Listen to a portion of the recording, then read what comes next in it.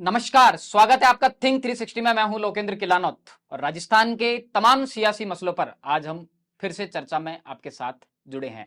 मुद्दा है कि राजस्थान में भारतीय जनता पार्टी के प्रभारी बहुत जल्दी बदले जा रहे हैं। कर्नाटक चुनाव का असर अब राजस्थान में दिखने लगा है। भारतीय जनता पार्टी की जिस तरह से कर्नाटक में करारी हार हुई, वहां की जिम्मेदारी दी गई थी राजस्थान भाजपा प्रभारी अरुण सिंह को, जिसको लेकर अब भारतीय जनता पार्टी हाईकमान ने तय किया है कि राजस्थान में प्रभारी बदला जाए। और चर्चा है, ऐसी सुगबुगाहट है कि उत्तर प्रदेश के डिप्टी सीएम केशव प्रसाद मौर्य को राजस्थान की जिम्मेदारी दी जा सकती है। वहीं मुख्यमंत्री अशोक गहलोत ने कल राजस्थान के लॉ एंड ऑर्डर को लेकर एक बड़ी मीटिंग की और एक खबर यह भी है कि सचिन पायलट को लेकर जिस तरह की तमाम सियासी अटकलें चल रही थी कि 11 जून को अपने नए राजनीतिक दल का ऐलान कर सकते हैं, उसका पटाक्षेप आज कहीं ना कहीं किया है कांग्रेस के महासचिव केसी वेणुगोपाल ने। चर्चा है कि केसी वेणुगोपाल और सचिन पायलट की 5 तारीख को फोन पर बातचीत हुई है और सचिन पायलट ने इस तरह का कोई भी संकेत नहीं दिया है कि वो नई पार्टी का ऐलान करने जा रहे हैं। मुद्दों पर चर्चा करने के लिए साथ में जुड़ेंगे वरिष्ठ पत्रकार और राजनीतिक विश्लेषक प्रदीप बिदावत। प्रदीप जी, सबसे बड़ी जो खबर है कि अब भारतीय जनता पार्टी में बहुत कुछ चल रहा है। अरुण सिंह जो कि सबसे कद्दावर महासचिव भारतीय जनता पार्टी लंबे समय से अरुण सिंह यहाँ थे और चूंकि कर्नाटक पार्टी को में अब उनका चुनाव लड़ना है, ऐसे में इनको कास्ट बेस रिशफल करना है। चूंकि राजपूत समाज से राजेंद्र राठौड़ नेता प्रतिपक्ष बनाए जा चुके हैं आधिकारिक रूप से, ऐसे में अरुण सिंह जो है और बीजेपी, चूंकि जैसे आप हॉकी का अगर मैच देखते हैं तो हॉकी के मैच में एक ट्रेंड बदला है। कोई भी खिलाड़ी अगर गोल मारता है तो तत्काल उसे बदल दिया जाता है कि उसका जो मूड है वो थोड़ा चेंज हो, है ना। वो उसी इसको बोलते हैं प्रमस्तिष्क खंड प्रतिक्रिया में, अमिगडाला रिएक्शन में नहीं रहे। तो लंबे समय पे जैसे इन्होंने वो बदले, प्रदेश अध्यक्ष बदले, उसी तरह से प्रभारी को बदलने की बात है। बीजेपी किसको लाएगी ये अभी तय नहीं है, लेकिन केशव प्रसाद मौर्य अगर आते हैं तो एक बहुत बड़ा बदलाव होगा राजस्थान की राजनीति में, खास करके क्योंकि Bharatiya Janata party rest OBC की पार्टी रही है। कुमावत समाज, माली समाज, नारा भी चला फूल माली फूल में और माली धूल में। अभी वो माली महासंगम में केशव प्रसाद माली महासंगम में केशव प्रसाद मौर्य आए भी, लिहाजा और एक बड़ा वोट बैंक है माली समाज।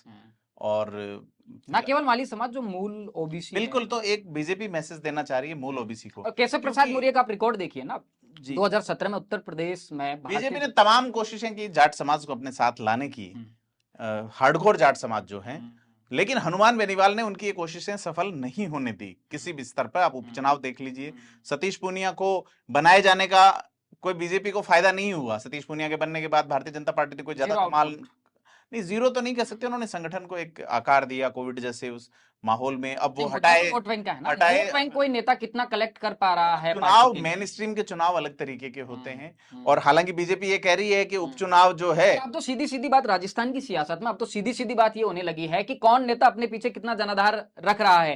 कांग्रेस इसीलिए तो सचिन पायलट को कहीं ना कहीं साध रही है कि एक बड़ा वोट बैंक है। किरोड़ीलाल मीणा को इसीलिए तो नाराज बीजेपी नहीं करना चाहती कि एक बड़ा वोट बैंक है। उस बेस पर जब सतीश पूनिया को कसौटी पर खरा उतारा जाता है तो वो फेल साबित हो जाते हैं। देखिए, मैं आपको कहना चाह रहा था कि सतीश पूनिया की सदारत में जब बीजेपी उपचुनाव हारी तो एक बात चली कि उपचुनाव सरकार के इन्फ्लुएंस में होते हैं। नहीं, ये तो सतीश पूनिया का खुद का कमेंट है। उन्होंने जो कॉन्फिडेंस डाउन किया, लेट मी कंप्लीट कि लेकिन आप पिछली सरकार देखिए भाजपा की, उस समय कांग्रेस जीती होती उपचुनाव। अलवर का उपचुनाव आप आ रहे थे, आप ये जो आपका सॉरी अजमेर का उपचुनाव, करौली का उपचुनाव विधानसभा का, तो ये चीजें अलग तरीके की देखी जाती हैं। BJP hardcore Jat vote bank को अभी तक अपना नहीं बना पाई है। अभी जो दिल्ली में प्रकरण चल रहा है, चाहे वो सत्यपाल मलिक का हो, चाहे रेसलिंग वालों का रहा हो, ऐसे में बीजेपी अब रेस्ट वोट बैंक ओबीसी, उसका जो रेस्ट ओबीसी है, मूल ओबीसी जिसको कहा जाता है, उस मूल ओबीसी पे फोकस करने के लिए केशव प्रसाद मौर्य को अगर यहाँ लाती है, क्योंकि अभी तक केवल एक मीडिया हाउस ने इस खबर को किया है, ऐसे में बीजेपी क्या फैसला लेगी वो तो सडन नहीं, लेकिन जो सिनेरियो है राजस्थान का और जिस तरह की संभावना है, वहां तो केशव प्रसाद मौर्य बिल्कुल फिट बैठते हैं, बड़ा चेहरा है।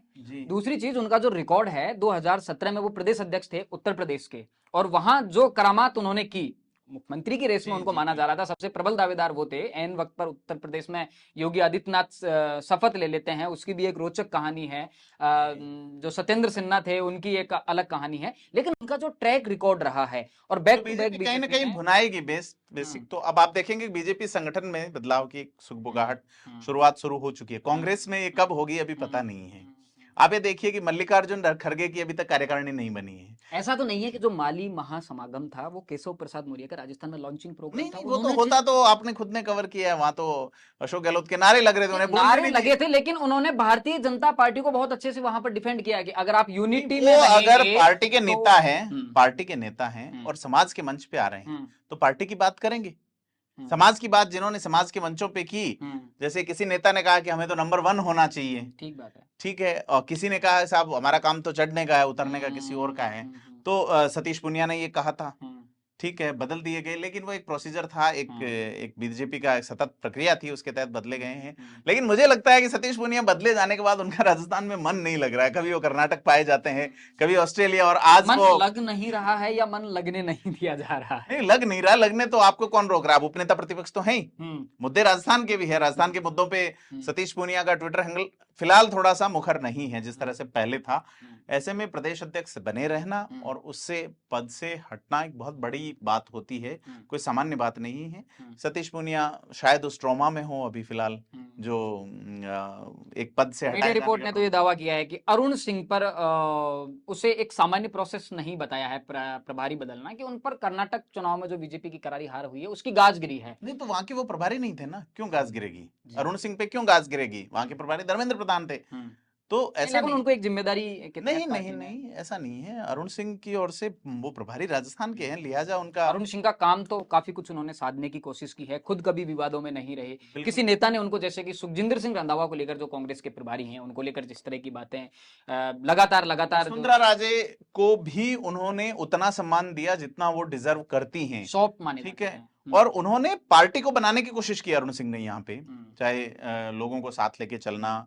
सतीश पूनिया कैंप की ओर से लगातार ऐसे प्रयास, जो मीडिया के साथ ही बताते हैं कि वसुंधरा राजे की कार आ रही है तो वहां आगे लगा देना, ये लगा देना, तो चाबी खो गई, चाबी ड्राइवर खो गई, नहीं मिल रहा। तमाम चीजें हैं जिनका लेकिन अरुण सिंह ने वसुंधरा राजे को यथोचित प्रभावी सम्मान दिया हमेशा, और वो सॉफ्ट दोनों माने के रहे। बीच हमेशा। और संगठन ऐसे ही बनता है, कोई ऐसे नहीं है कि आप अपनी निजी अदावतें निकालते रहो। निजी अदावतें निकालते रहते हैं तो इन्हीं कांग्रेस चीजों के लिए केशव प्रसाद मौर्य की अगर कांग्रेस बात की करें स्थिति तो आप देख लीजिए। वो भी काफी सॉफ्ट माने जाते हैं। हाँ, केशव प्रसाद मौर्य, मैं कह रहा हूँ ना, कास्ट इक्वेशन है। एससी में आप एक बड़ा बदलाव देख चुके हैं कि किस तरह से अर्जुन राम मेघवाल को, चूंकि कैबिनेट मिनिस्टर की अगर का उन्हें बीच में एक ऑर्डर से आप विभाग तो बदल सकते हैं प्रधानमंत्री, लेकिन एक ऑर्डर से अगर उन्हें कैबिनेट मिनिस्टर बनाया जाता है। लेकिन अब नाराजगी है कि अर्जुन मेघवाल को कैबिनेट में जगह देके कहीं ना कहीं दलितों को साथ लिया है, तो किरोड़ीलाल मीणा को लेकर जो चर्चाएं चलती थी कि वो दावा कमजोर हो गया। रिशफल अगर कैबिनेट होगा तो किरोड़ीलाल मीणा उनके दावे को अर्जुन राम मेघवाल का प्रमोशन होने के बाद में किरोड़ीलाल मीणा के दावे को कमजोर माना जा रहा है कि कितना एडजस्ट कर पाएंगे। एक पार्टी करेगी, चुनावी साल में करती है, हर बार करती है पार्टी। पिछली बार में देखिए आप, क्या गजेंद्र सिंह शेखावत मंत्री नहीं बनाए गए थे? क्या कैलाश चौधरी मंत्री नहीं बनाए गए थे? क्या पीवी चौधरी मंत्री नहीं थे पिछली बार? तो ये एक पार्टी चुनावी साल में करती है। इस बार वहां जैसे जहां रिसेंटली चुनाव निपटे हैं कर्नाटक में, वहां के लोग अगर केंद्र मंत्रिमंडल में हैं तो उन्हें डिमोट भी किया जा सकता है। ठीक बात है। तो आप ये देखिए कि मैं ये बात कर रहा था कि बेसिक ओबीसी समाज जो है, इवन हनुमान बेनीवाल जिनके अभी हम जिक्र कर रहे थे, वो अपनी एक पंचायत करने वाले हैं जल्दी, किसान महापंचायत, उसको लेके उन्होंने आह्वान किया। तो हनुमान बेनीवाल को अब देखिए, जाट समाज जो है वो एग्रेसिव रहा है और पूर्व से स्थिति बता देता है। तो ब्रजभूषण सिंह वाले मामले में, चाहे दिल्ली में जो चल रहा है, तो उसको लेके जाट समाज ने अपनी सीधी सी वो प्रतिक्रिया व्यक्त की है। आप सोशल मीडिया देखिए, अगेंस्ट द बीजेपी एक माहौल जो चल रहा है, उसमें एक बड़ा कारण जो है वो रेसलिंग प्रोटेस्ट माना जा रहा है। तो बीजेपी अगर ये मानती है कि जाट समाज उसको साथ नहीं आता, अगर आता है तो प्लस है, अगर साथ नहीं आता तो उन्हें मूल ओबीसी जो उनका वोट बैंक है उस पर फोकस करना चाहिए और उन लोगों को प्रभावी स्थान देना चाहिए। लगातार सैनी समाज को तो तवज्जो दिया जा रहा है भारतीय जनता पार्टी की तरफ से। पिछले चुनाव में भी मदन लाल सैनी प्रदेश अध्यक्ष बनाए गए थे। अब चर्चा है कि केशव प्रसाद मौर्य, लेकिन जो माली महासमागम हुआ था उसके बाद में लगातार मीडिया में ये खबरें बनी रही, जिस तरह से अशोक गहलोत के लिए कम्युनिटी इमोशनल होती जा रही है, डेडिकेटेड होती जा रही है, उसे साधने की कहीं ना कहीं कोशिश एक बार फिर से एक बड़ा प्रयास भारतीय जनता पार्टी की तरफ देखिए, ये महासमागम में नेता अपना शक्ति प्रदर्शन करते हैं। प्रायोजित हो सकता है वो। सारे क्यों नहीं होंगे प्रायोजित? जेब से कौन लगाएगा पैसा? ठीक बात है। और समाज का पैसा महासंगम के लिए होगा तो फिर छात्रावास और इनके काम क्यों नहीं होंगे? है ना? डिमांड ये है कि हम संख्या गिनाएं और उस बेस पे विधायकों के टिकट बने जाए, ये फैक्ट है।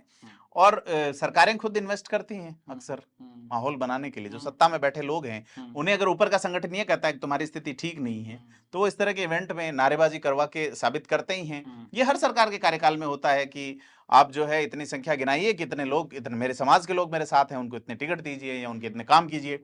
ये एक भारतीय राजनीति में एक खास करके नॉर्थ इंडिया में ये चल रहा है समाज के बेस पे। केसी वेणुगोपाल के एक फोन कॉल की चर्चा है राजस्थान में, कहीं ना कहीं तस्वीर साफ हो गई है। हाँ, वो एक मीडिया में खबर है कि हमारी सचिन पायलट से बात है, लेकिन रिजल्ट वही होगा जो सचिन पायलट कहेंगे। अभी सचिन पायलट की ओर से कुछ कहा नहीं गया, लेकिन अब जो चर्चा है वो यही है कि 11 जून को क्या होगा। एक और पार्टी है देश में जो कि नेशनलिस्ट पार्टी हुआ, नेशनल पार्टी थी एनसीपी, जो अभी स्टेट पार्टी रह गई है। शरद पवार की राजनीति के बड़े धुरंधर माने जाते हैं। उनका 10 जून को स्थापना दिवस है और पिछले 5 साल में कांग्रेस के साथ गठबंधन में है। वो बाली की एक सीट पे वहां के प्रदेशाध्यक्ष जिनका अभी निधन हो गया, उमेद सिंह चंपावत ने चुनाव लड़ा था। वो पार्टी भी 10 जून को अपना स्थापना दिवस मना रही है। मतलब हलचल दिख रही है जयपुर में एक इवेंट में। चोटाला अलग से प्रेस कॉन्फ्रेंस कर, ठीक है, तो उसका कहीं जिक्र नहीं है 10 जून का। 10 जून को स्थापना हुई थी। तारिक अनवर, पीए संगमा और शरद पवार ने 1998 में। सोनिया गांधी का विदेशी मूल वाला मुद्दा इससे जुड़ा हुआ था, इस पार्टी के गठन से। लिहाजा 10 जून को जो बैठक होने वाली है उसकी इतनी चर्चा नहीं है, क्योंकि इतना प्रभाव नहीं है।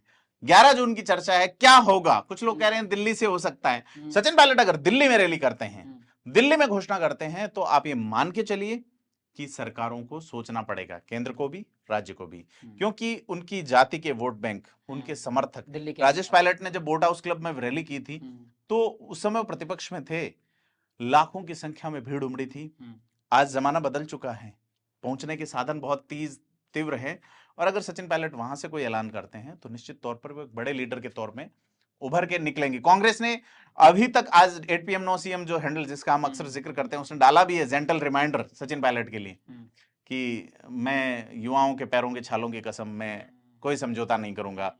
तो ये याद दिलाया जा रहा है सचिन पायलट को कमिटमेंट। उन्हें याद है, मुझे लगता है, जिस तरह से कल वो वार वाली वर्दी पहन के गए हैं सेना में। जी।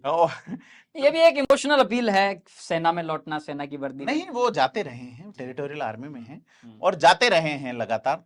तो इस नाते प्रादेशिक सेना में आपको कुछ टाइम देना होता है, एक ग्लोरिफिकेशन सेना आपको देती है। जैसे सचिन तेंदुलकर को आप देखिए, वो एयरफोर्स में है। महेंद्र सिंह धोनी है ना, तो महेंद्र सिंह धोनी कमांडो हैं खुद, उन्होंने खुद ट्रेनिंग भी की, बैज हासिल किया। बैज हासिल किए बिना कमांडो कैसे होंगे। तो ये तमाम चीजें राजस्थान की राजनीति में चल रही हैं। आप देखें कि हनुमान बेनीवाल रैली करने वाले हैं। इवन 18 जून को आम आदमी पार्टी राजस्थान में एंटर करने वाली। तो ये जून जो है वो राजनीतिक रूप से तपाएगा राजस्थान को। हालांकि मौसम बदल रहा है, उसी तरीके से इस बार बारिश ने भी ठान ली है कि चुनावी साल है, अपन काफी बरसते हैं। तो देखना यह है कि राजनीति के बादल कितने गरज के रह जाते हैं और कितने बरसेंगे। एक चर्चित पत्रकार को अशोक गहलोत का इंटरव्यू लेने के लिए दिल्ली से वो आए, एक लंबा इंटरव्यू हुआ। काफी उम्मीद थी कि जिस तरह से पहले एक बार मामला हुआ था कि दिल्ली से एक पत्रकार आते हैं, अशोक गहलोत बहुत ज्यादा मुखर सचिन पायलट पर हो जाते हैं, इस बार काफी सॉफ्ट दिखे कि हमारे संबंध पहले से हमारा परिवार है, ये है। देखिए, ये तो पार्ट ऑफ मैनेजमेंट है कि आपका गुजरात का चुनाव चल रहा है। गुजरात के चुनाव में मैं बता रहा हूँ, जिस इलाके में इंटरव्यू किया गया रोहट में, वहां एक गांव है, मैं पाली में रहा हूं, तो उस गांव में गुजराती बोली जाती है। आप जान के आश्चर्य करेंगे कि उस एक पर्टिकुलर गांव में बहुत सारे लोग गुजराती बोलने वाले हैं, क्योंकि उस गांव के लगभग एक ही समाज के लोग रहते हैं और ज्यादातर रिश्ते गुजरात में हैं। ऐसे में बच्चे अपने ननिहाल वाली भाषा सीख ही जाते हैं, पुरुष भी ससुराल की भाषा सीख जाते हैं। तो राजस्थान का वो हिस्सा जहां गुजरात से टच था, वहां उस इंटरव्यू को करवाया जाना और सीधे तौर पर सचिन पायलट के खिलाफ जो भड़काऊ चीज थी उस पे, हाँ कल वाली, हाँ वो जो भड़काऊ चीज थी सचिन पायलट के खिलाफ, तो उससे चीजें और बिगड़ी और फिर इनको ये यात्रा निकालने पे विवश होना पड़ा। स्थितियां सुधरी, आला कमान ने मीटिंग ली, सुलह करवाई गई, उसके बाद में फिर एक इंटरव्यू, फिर से शायद मैनेज करने नहीं सचिन पायलट को मैनेज करने की पूरी कोशिश चल रही। इवन भरत सिंह ने कहा है, इवन रंधावा ने कल कहा कि बुजुर्ग नेताओं को राह छोड़ ये दीजिए। बड़ा मामला चल रहा है, बहुत से नेता टेंशन में आ गए हैं, जिनमें बीडी कल्ला का नाम शामिल है, प्रसादी लाल मीणा का नाम शामिल है, ब्रजेंद्र सिंह ओला का नाम शामिल है कि भैया अब क्या होगा। जी, कि तो भरत सिंह ने तो ये कहा है कि मुख्यमंत्री वो छोड़ें, हम्म, मुख्यमंत्री जो है वो हम्म, छोड़ें, कांग्रेस रिपीट हो जाएगी। लेकिन चूंकि वो कह चुके चौथी बार गहलोत सरकार और मैं ही आ रहा हूं, ये शब्द कल एक बार फिर रिपीट पर हुआ। इसमें एक समस्या ये भी है कि रंधावा का जो बयान है, बुजुर्ग नेताओं को लेकर जो बयान दिया है, जितने भी बुजुर्ग नेता हैं, हेमाराम चौधरी को छोड़ दिया जाए, सब अशोक गहलोत के समर्थक हैं। नहीं, दीपेंद्र सिंह शेखावत को ज्यादातर जो है, प्रसादी लाल काफी मीणा को लोग, आप मैंने लीजिए, ब्रजेंद्र सिंह जौहरी लाल मीणा को आप लीजिए, ब्रजेंद्र सिंह ओड़ा को लेके कहा जा रहा है पायलट खेमे के हैं, लेकिन अभी कुछ अपडेट्स ये आ रहे हैं कि उन्होंने ये है कि अगर सचिन पायलट अलग जाते हैं तो मैं कांग्रेस नहीं छोड़ूंगा। ये कुछ और नेताओं का, मुरारी लाल मीणा का भी नाम आया है कि वो भी कह रहे हैं कि अगर सचिन पायलट अलग जाते हैं तो वो कांग्रेस नहीं छोड़ेंगे, और उनकी एक मीटिंग भी हुई बताती हैं अशोक गहलोत के खास राजेंद्र गुढ़ा पर भी। राजेंद्र गुढ़ा के वहां एक बड़ा हादसा हुआ, उसके बाद में वो सक्रिय नहीं है। उनका एक इवेंट था और उसके बाद में हाँ सर मैं आपको बताना चाहूंगा, कल जो मीटिंग हुई है, कल वाली मीटिंग में कुछ अपडेट्स 4 से 5 घंटे अशोक गहलोत ने पीएचक्यू के अंदर लॉ एंड ऑर्डर को लेकर मीटिंग की है। अशोक गहलोत सरकार जहां 100% अगर मान लीजिए 10 में से नंबर देने की कोशिश की जाए तो 2 या 3 से ज्यादा नंबर वहां नहीं आएंगे, वो है लॉ एंड ऑर्डर। प्रदेश में लॉ एंड ऑर्डर बहुत बुरी तरह से बिगड़ा। इवन मारवाड़ का इलाका जो जोधपुर खास करके कभी सांप्रदायिक दंगों की वजह या की शरणगाह नहीं बना, वहां भी ऐसी घटनाएं हो गई का आना लगातार। लेकिन अशोक गहलोत ने इस बैठक में आशंका जताई है कि इस चुनावी साल में प्रदेश में कुछ ऐसी सांप्रदायिक तनाव की स्थितियां बन सकती है, तो उसको लेके ऐसे जो संगठन हैं वो छांटे जा रहे हैं कि ये जो संगठन अलगाववादी, और पुलिस को बिल्कुल प्रिएम्प्ट किया गया है कि प्रदेश में सांप्रदायिक तनाव किसी भी स्थिति में नहीं बिगड़ना चाहिए। तो ये अच्छी बात है, सरकार एक अच्छा इनिशिएटिव ले रही है और इसकी तारीफ की जानी चाहिए। हालांकि इस बैठक के तत्काल बाद कुछ आईपीएस अधिकारियों की लिस्ट आई है जिसमें बदले गए हैं बहुत सारे अधिकारी। साथ ही एक बड़ा अपडेट ये है कि जो जिले बनाए गए थे वो एसडी उनके लगा दिए, उसमें आईएएस तो पहले नियुक्त किए ही जा चुके थे, आईपीएस भी नियुक्त किए गए हैं। तो देखना है जिले कब मूर्त रूप ले लेंगे ये तमाम। बताया जा रहा है कि 30 जून से पहले इसकी अधिसूचना आ जाएगी नए जिलों की, इसी महीने में। बहुत बड़ा देखते हैं, ऐसी कुछ मीडिया रिपोर्ट्स दावा करती हैं, कुछ वरिष्ठ पत्रकार का जो ट्विटर हैंडल खंगाल आ जाए, तो इस तरह की बातें हैं कि र्यूमर्स हैं, मेरे को लगता है। ठीक है, क्योंकि राजस्व मंडल, राजस्व विभाग क्या देता है उसी पर डिपेंड करेगा। जी बहुत सारे मुद्दों पर आज चर्चा की। कल जैसे ही राजस्थान की सियासत में कुछ नया होगा, आपके साथ चर्चा में फिर जुड़ेंगे। राजस्थान से जुड़े तमाम मुद्दों को जानने और समझने के लिए जुड़े रहिए थिंक 360 के साथ। धन्यवाद।